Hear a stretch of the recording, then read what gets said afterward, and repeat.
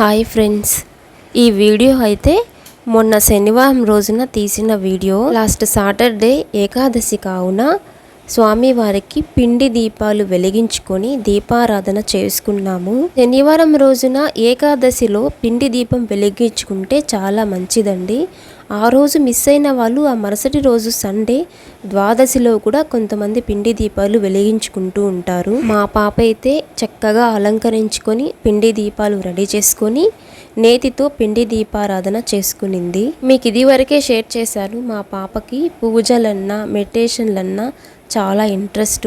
అలాగే స్వామివారిని అలంకరించుకోవడం, పూజ వస్తువుల్ని ఇలా తీర్చిదిద్దుకోవడం అంటే చాలా ఇంట్రెస్ట్ తనకి. ఇంత చిన్న వయసులో అంత పెద్ద దైవ భక్తి ఉన్నందుకు నాకు చాలా ఆనందంగా ఉంది. కల్మషం లేని పిల్లలు పూజ చేసినప్పుడు భగవంతుడు చాలా క్విక్గా రెస్పాండ్ అవుతాడు.